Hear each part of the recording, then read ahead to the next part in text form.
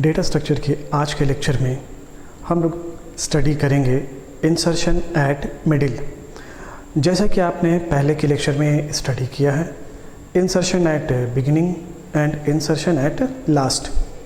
Insertion eight middle, इससे ये concept समझ में आता है कि बिगिनिंग और लास्ट इन बिटवीन हम कोई नए नोड को किसी भी लोकेशन पे इंसर्ट कर सकते हैं।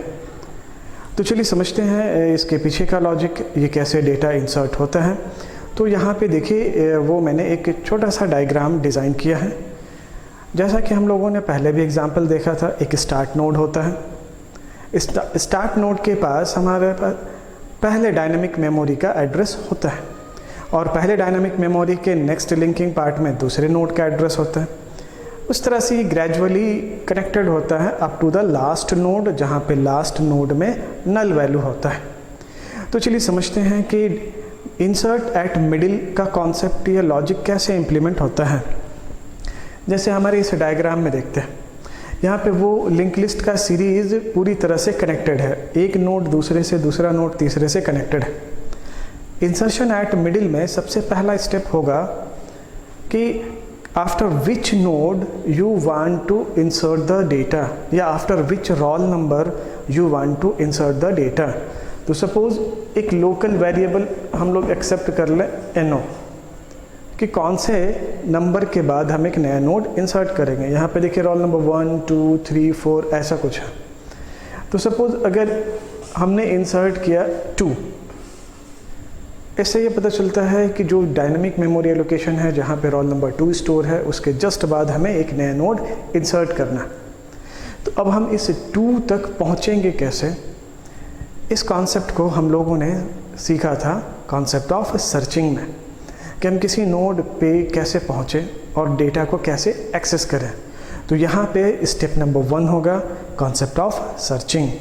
तो सबसे पहला स्टेप होगा, हम सर्चिंग के कॉन्सेप्ट को, सर्चिंग के एल्गो को यूज़ करेंगे और जैसे डेटा फाइंड आउट होता है तो अब क्या करेंगे, एक नया डायनामिक मेमोरी एलोकेट करेंगे और उसके बाद टास्क को इम्प्लीमेंट करेंगे।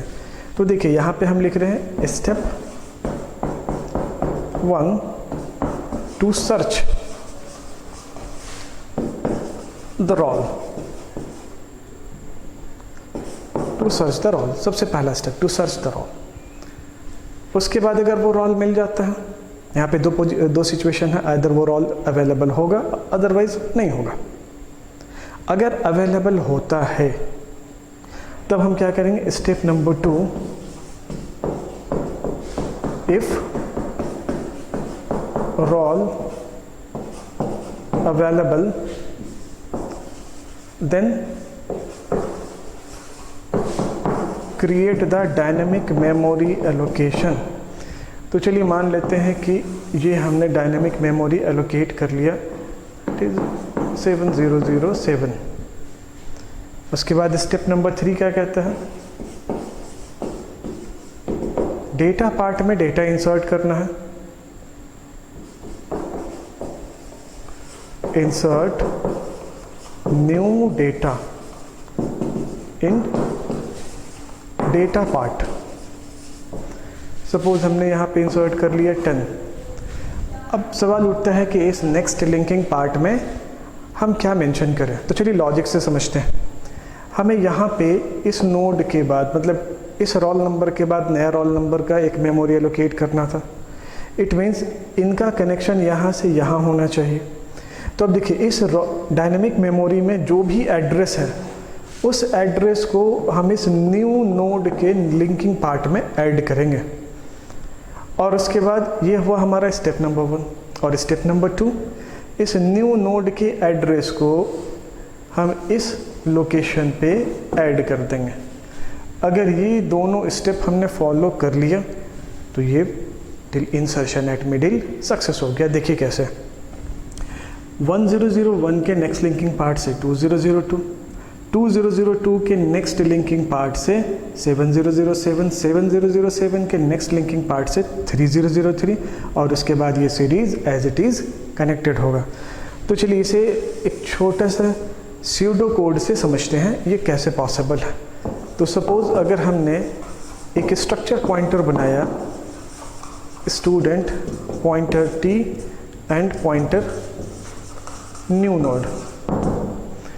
अब उसके बाद ऐसा मान लें कि स्टार्ट के पास जिस भी नोड का एड्रेस है वो हम टेम्पररी वेरिएबल टी में एक्सेस कर लें, जो हमने सर्चिंग में भी यूज़ किया था।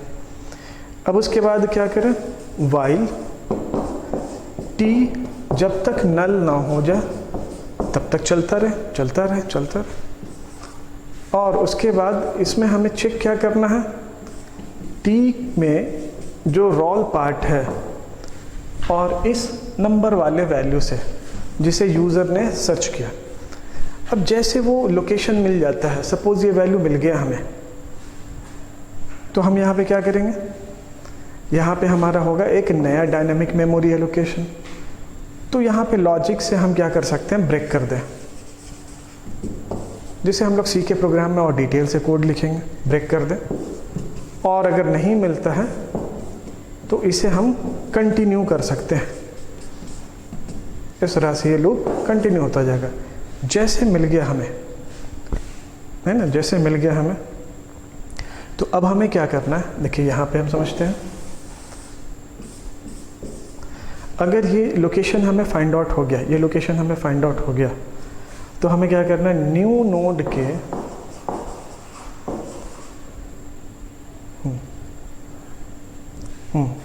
तो हमें क्या करना है, न्यू नोड में एक डायनेमिक मेमोरी एलोकेट करना है।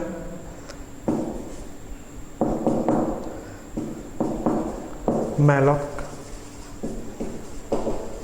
साइज ऑफ स्टूडेंट, उसके बाद स्कैनफ, जो डेटा पार्ट में हम लोग डेटा स्टोर करेंगे,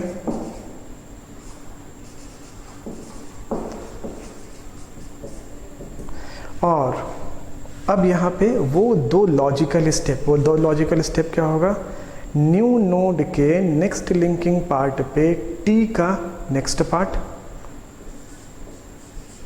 न्यू नोड के नेक्स्ट पार्ट में टी का नेक्स्ट पार्ट, और टी के नेक्स्ट पार्ट में न्यू नोड, और टी के नेक्स्ट पार्ट में न्यू नोड। बस ये हो गया लॉजिक हमारा। अब चलिए समझते हैं कैसे। सपोज इस बार एक नया नोड क्रिएट करने जा रहे हैं और हमने लिखा कि हम एक नया डायनामिक मेमोरी एलोकेट करेंगे जहाँ पे वैल्यू है 3, उसके बाद तो roll number 1, roll number 2 and roll number 3, यहाँ पे 10 भी आता है 3। तो चलिए, तो सबसे पहला step, to search the roll, yes हमें मिल जाएगा। मिलने के बाद हम क्या करेंगे, डायनामिक मेमोरी एलोकेट करेंगे और डेटा को इंसर्ट करेंगे एंड सम लॉजिकल स्टेप्स को इम्प्लीमेंट करेंगे। चलिए यहाँ से चलते हैं। एक टेम्पररी वेरिएबल टी हमने बना लिया, अब टी में स्टोर हो गया 1 0 0 1। अब टी नॉट इक्वल्स नल, पहली बार में टी नल नहीं है, यस लूप के अंदर आ गया। अब उसके बाद चेक करेगा कि टी में जो रोल पार्ट है वो नंबर के बराबर है, कंडीशन फेल, तो एल्स पार्ट में चला गया, टी इक्वल टू टी का नेक्स्ट, तो अब टी का वैल्यू हो गया 2 0 0 2। अब देखिए 2 0 0 2 पे आया, T not equals null, yes T में एड्रेस है, टी के रोल पार्ट मतलब 2 0 0 2 का रोल पार्ट क्या नंबर के बराबर है, कंडीशन फॉल्स, एल्स पार्ट में गया। अभी 7 0 0 7, T contains null, T not equals null, yes condition is true, T के रोल पार्ट और नंबर का जो वैल्यू है वो बराबर है, कंडीशन फिर से फॉल्स। अब वो कहाँ चला गया, 3 0 0 3, नेक्स्ट पार्ट से 3 0 0 3, कंडीशन मैच, इफ टी का रोल इक्वल नंबर, यस ये नंबर मैच कर गया। अब यहाँ पे ब्रेक हो गया, लूप से बाहर आ गया। लूप से बाहर आने के बाद एक नया डायनामिक मेमोरी एलोकेट होता है, वो मान ले ऐसा नया डायनामिक मेमोरी एलोकेट होता है 8008। डेटा पार्ट में डेटा, सपोज यहाँ पे हमने स्टोर कर दिया 11, न्यू नोड के नेक्स्ट पार्ट में टी का next, T contains 3003 address, it means T contains 3003 address, इनके पास जो एड्रेस था वो यहाँ पे स्टोर हो जाएगा 4004। अब उसके बाद क्या आता है टी का नेक्स्ट, मतलब 3003 का नेक्स्ट, यहाँ पे कौन सा ऐड करना है, न्यू नोड। तो न्यू नोड का एड्रेस दैट इज 8008। अब अगर आप इन पूरे सीरीज़ को देखेंगे तो देखिए ये 1001 यहाँ से कनेक्टेड, 2002 ये कनेक्टेड, 7007 ये कनेक्टेड, 3003 ये कनेक्टेड, और यहाँ से देखिए 8008 ये कनेक्टेड, और उसके बाद ये and last one is stop. तो देखिए this are the strategy by which we can enter the data into the middle. ये यूँ कहें कि लिंक लिस्ट में हम इंसर्ट एट मिडिल इसी लॉजिकल कॉन्सेप्ट से करते हैं। तो चलिए इन लॉजिकल स्टेप्स को सी प्रोग्रामिंग लैंग्वेज में कन्वर्ट करते हैं और आपको कंपाइल और एग्जीक्यूट करके दिखाते हैं। तो हमने जो पिछली क्लास में सी के प्रोग्राम को डिज़ाइन किया था उसमें काफ़ी मेन्यू बन चुका है, उसमें एक और मेन्यू ऐड करते हैं and then function is insert at middle. तो चलिए कंपाइल और एग्जीक्यूट करके देखते हैं। तो चलिए सी प्रोग्राम का एडिटर हमने ओपन कर लिया है और ये देखिए ये वही फाइल है जिसमें पिछले प्रोग्राम में हम लोगों ने इंसर्ट नाम के फंक्शंस को डिज़ाइन किया था। तो चलिए अब आगे लिखते हैं नया फंक्शन जो आज हमें डिज़ाइन करना है, that is insert at mid. और यहाँ पे वही पैरामीटर पास करेंगे, स्ट्रक्ट स्टूडेंट डबल पॉइंटर। इस तरीके से इंसर्ट में, सर्च में, उसी तरह से इंसर्ट एट मिडिल में। तो चलिए यहाँ पे ऑप्शन भी ऐड कर लें, /n पॉइंट नंबर 6 या option number 6 insert at middle. और उसके बाद अगला जो होगा वो हम यूजर को शो कराने के लिए चॉइस में भी ऑप्शन नंबर 6 मेंशन करेंगे, दैट इज /6। तो अब चलिए ये फॉर्मेलिटी कंप्लीट हो गई। अब कंडीशन को सेट करते हैं। It means else if n equal 6। देखिए 5 तक का तो हमारा मेन्यू बना था, तो हमने अब एक्स्ट्रा कंडीशन ऐड करना है, n इक्वल 6, और फंक्शन का नाम है इंसर्ट एट मिड।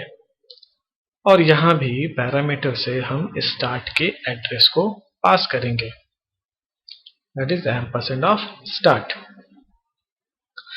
तो चलिए अब हम लोग डिजाइन करेंगे इंसर्ट एट मिडिल के फंक्शंस का बॉडी, जहाँ पे हम लोग लॉजिकल कोड को डिजाइन करेंगे। तो यहाँ भी फिर से हम लोग लिखेंगे void insert at mid, और यहाँ पे पैरामीटर में struct student double pointer st। और आई थिंक अब इस लाइन को आप लोग समझ गए होंगे।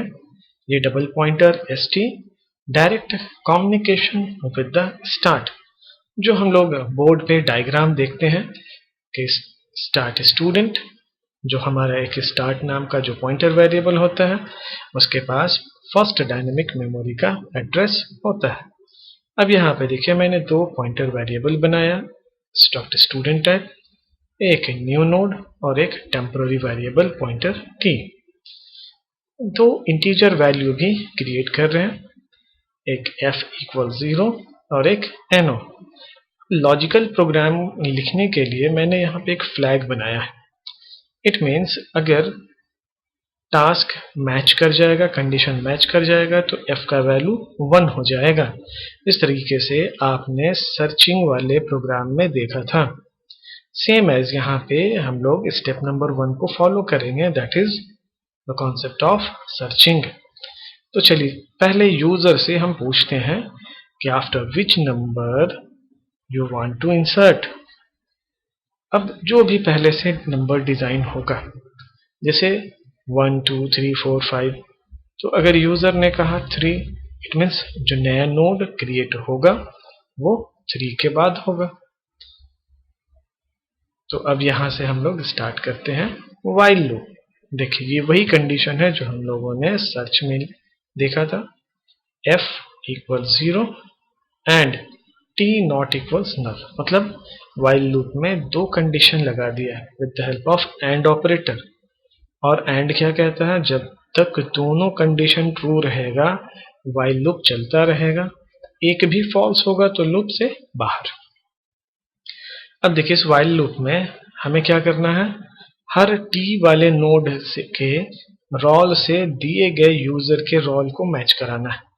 अगर होता है तो f का value 1, otherwise t equal to T का नेक्स्ट पार्ट, मतलब एक नोड के डायनेमिक मेमोरी एलोकेशन से वो दूसरे नोड पे कंटिन्यू करेगा। तो ये चलता रहेगा, जहां मिल गया f का वैल्यू मैच कर गया तो t का f का वैल्यू 1 हो जाएगा, और जैसे f का वैल्यू 1 होगा देखिए फौरन लूप टर्मिनेट हो जाएगा, क्योंकि f का वैल्यू जब तक 0 है लूप चलता है, और f का वैल्यू अगर 1 होता है तो वो लूप से बाहर।